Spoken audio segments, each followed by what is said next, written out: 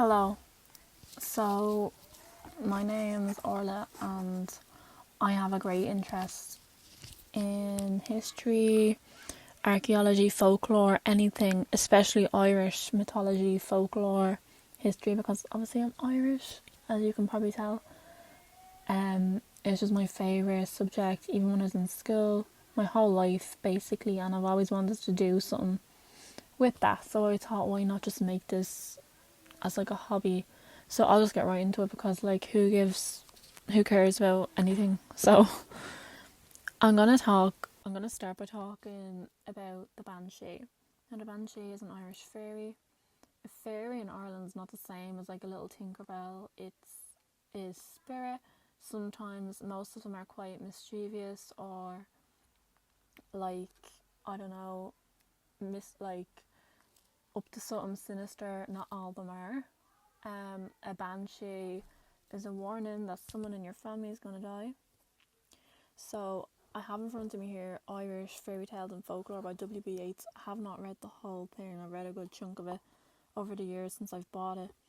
I just kind of forget I have things, but the banshee falls under the solitary fairies category, and I'm just going to read the first excerpt out of that.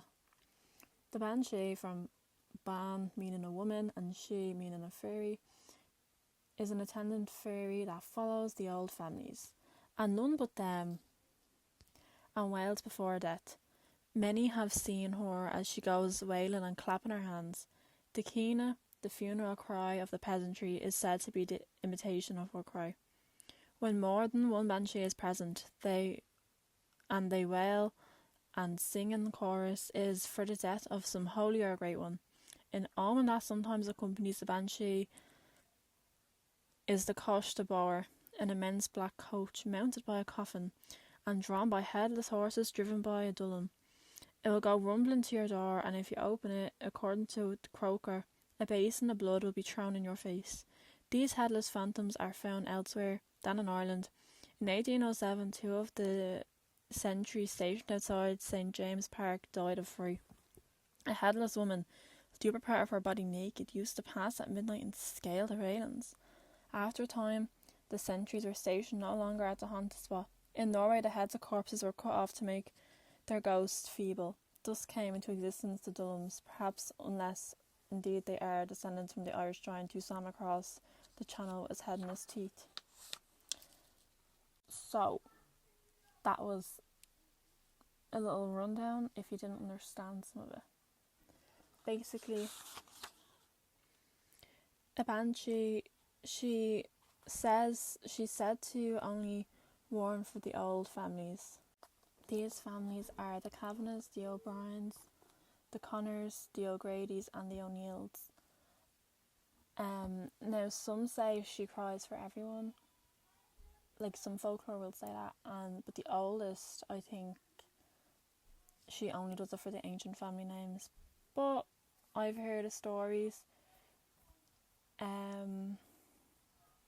I've heard stories from people I know, and others, like my nan and stuff, has said to seen them. I've heard them. I'm assuming I've heard them. It was probably a fox, but you know, when you're a kid, it's creepy because I used to live next to a field, and my house had single glazed windows, and this was something I was very afraid of, and I still would be quite superstitious about it.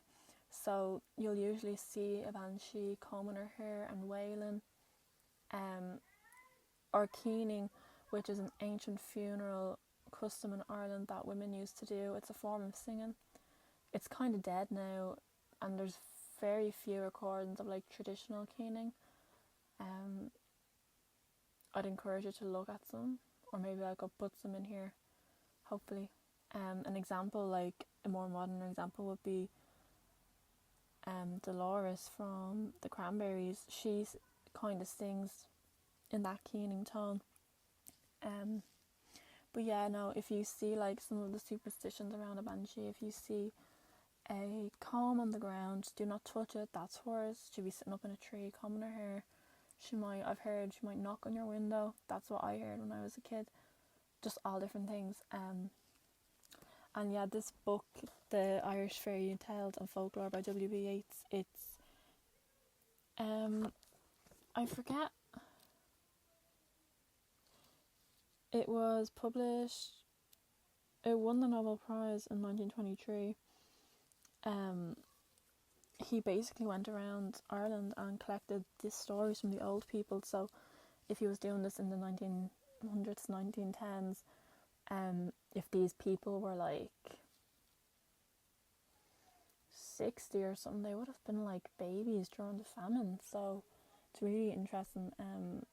And there's a great resource for folklore, for Irish folklore, called Dukas, and in the 30s they got school children to go and collect stories from their grandparents or just old people they knew in their lives or where they lived, and it's a great thing. You can see it in writing. I think they have it typed up too, but it's a brilliant resource and we're lucky to have that, because a lot of our folklore mythology is lost from colonisation, and it's really upsetting to see that happen. So we're lucky to know what we do now and to have some of the things we do, and I think I'd always encourage everyone, and I need to do it more myself, go ask old people you know, even though they're not the right old people because they're young compared to the old people obviously we're talking about here, but they will know things and remember things. The only thing is some people just don't, obviously. So basically no one can exactly say if a banshee is benevolent or if she is just a warning spirit, but you wouldn't want to see one anyone because it means your family, someone in your family is going to die, so I wouldn't be wanting to see one. And that's just the thing, it's very, a lot of these obviously stories can be explained away easily, but it's much more fun to imagine they're real. And I'll probably tell, if I go on to tell more, maybe like hopefully more professionally than I'm doing right now, I'll go on with the more like intention that they're real, even though they probably aren't. I just think some things are outside our understanding and it's more fun to believe in it. But yeah, I basically just want to kind of post it for myself or whoever, because I just think people don't care about these stories as much, or maybe they don't know. So I would say a great resource to find out more would be on Dukas. Obviously, like I said, the website, that's a free resource. Irish Fairy Tales and Folklore, I could, by W.B. Yeats, I could use, like, write more. There's some Shankies alive, still very few, but one of them is Eddie Lenihan. He's brilliant. I would listen to, he's on an episode of the Blind Boy podcast with him, but he has his own podcast, but he doesn't really upload it anymore. I've just ordered Eddie's book, Meeting the Other Crowd, so I'd like to have a look at that as well because I find him very interesting. Yeah, he's on an episode of the Blind Boy podcast. Just search up Blind Boy Eddie, it will come up. The Blind Boy podcast is another great resource to learn about some Irish folklore and history in like a fun way. Yeah, again, ask your family, ask old people, you know, your parents, your grandparents, anyone. I just think it's worth trying. I know this is kind of not a great video. I don't know if you can curse on YouTube, so I'm not going to. I just didn't know. I've no script right, and I'm just making this now because I thought I should.